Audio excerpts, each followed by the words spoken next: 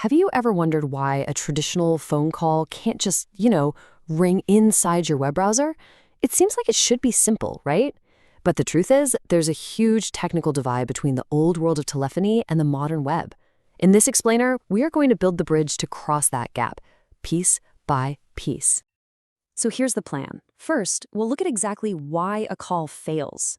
Then, we'll build our solution from the ground up, starting with how to translate the call's signal and then how to bridge the audio itself. After that, we'll check out the complete architecture, talk about the core design principles that make it all so solid, and finally, see what's possible when SIP and the web can actually talk to each other. Okay, let's get right into the fundamental problem. You've got two totally different worlds here. On one side, you have the modern web, running right in your browser. And on the other, you have the world of traditional telecom, built on what's called the Public Switched Telephone Network, or PSTN. And the bottom line? They just don't speak the same language, not even close. And this isn't just a small dialect difference. It's a deep incompatibility. The telecom side, it uses SIP to set up calls and sends the audio over unencrypted RTP, usually with pretty old-school codecs. But the web? Your browser runs on WebRTC. It uses secure WebSockets for signaling and absolutely demands encrypted media, that's SRTP, using modern, high-quality codecs like Opus. It is a complete protocol mismatch from top to bottom. So to fix this, the very first thing we need is a translator, something that can handle the signaling, the language used to start, manage, and end the call. And this is where a really powerful open source tool comes into play. And that tool is called Drachtio. Think of it like a specialized gateway, a universal translator that sits right at the edge of your network. Its entire job is to deal with the messy, complex, low-level SIP protocol so that your application doesn't have to. It's written in C++, which means it's super high performance and built for carrier-grade reliability. And this quote from its creator, Dave Horton, really gets to the heart of the philosophy behind it. The whole point is to create this clean separation.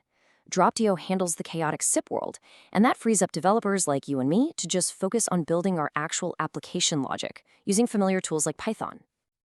So how does it actually work? Well, when a SIP call comes in, we'll call that leg A, Drachtio catches it, but instead of making you deal with all that SIP complexity, it just turns around and sends a simple HTTP webhook to your Python app. It's like a little notification. Your app gets that message, does its thing, and then tells Drachtio, okay, create a second call leg B, out to the web browser. This setup, where it's a middleman between two call legs, is called a back-to-back user agent, or B2B UA. And it's awesome because it gives your application total control over the entire call. All right, signaling problem solved. Drachtio is our translator. But what about the actual audio? The media streams are just as incompatible as the signals were. For this, we're going to need another specialized tool. And that tool is RTPengine. So if Drachtio is our signaling translator, RTPengine is our media workhorse. It's a proxy that sits right in the middle of the audio path, and its whole purpose is to grab media streams and manipulate them in real time at a massive scale. And this is where RTPengine really does its magic. Let's just walk through this transformation. The audio comes in from the SIP world using the old RTP protocol. RTPengine grabs it and converts it to the secure SRTP that the browser demands. Then the codec. It transcodes the audio from that old G711 format into the modern, high-quality Opus codec. And finally, encryption. It takes the totally unencrypted stream and wraps it in a DTLS security layer. It's a complete media makeover. So, to quickly recap, RTPengine is doing all the heavy lifting for our audio. It's transcoding the codecs, it's handling all the encryption and decryption, it's helping the audio get through tricky network firewalls, that's a process called NAT traversal, and most importantly, it's the component that physically connects the audio from the caller all the way to the browser. So we have our two key players, Drachtio for signaling, RTPengine for media. Let's assemble the whole thing and watch a call flow from end to end. Okay, let's trace the path here. A call starts from the phone network and hits our signaling gateway, Drachtio. That's step 1. Drachtio immediately notifies our Python app with that simple webhook. That's step 2, and remember, this is where all our business logic lives. Now the app tells Drachtio to get our media gateway, RTPengine, involved to set up a secure audio path for the browser. And finally, Drachtio signals the browser, and RTPengine physically connects the two audio streams. And just like that, the call is connected, seamlessly bridging the legacy and the modern worlds. Now, this architecture works great, but it's not just because of the specific tools we chose. It's because it follows a few really important design principles for building solid, real-time systems. Let's look at the why behind the how.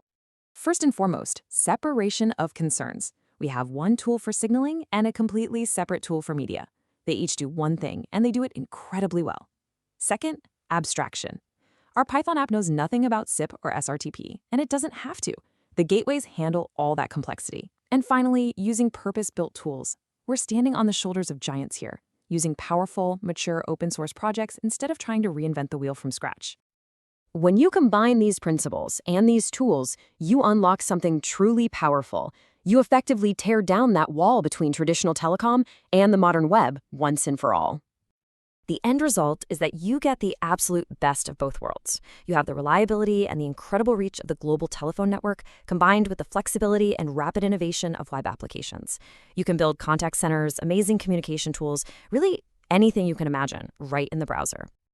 By building this bridge, you've unlocked a whole new set of capabilities. You're not limited by the old constraints of legacy telecom, and you're not stuck in the sandbox of the web. The question is no longer if these two worlds can talk, but now that they can, what will you create?